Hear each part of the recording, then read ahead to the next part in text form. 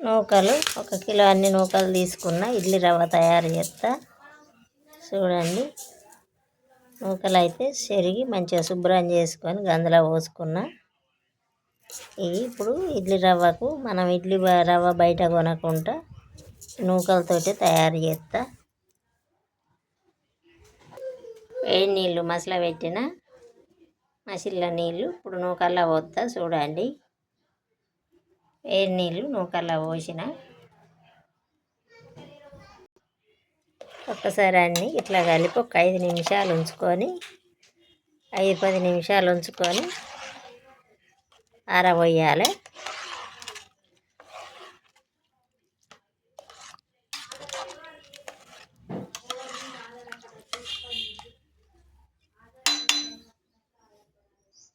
పది నిమిషాలు అయింది. జల్లెడ బేసిన మీద ఒక గుడ్డ వేసుకున్న. నీళ్ళు అయితే మొత్తం అడిచిపోయినాయి.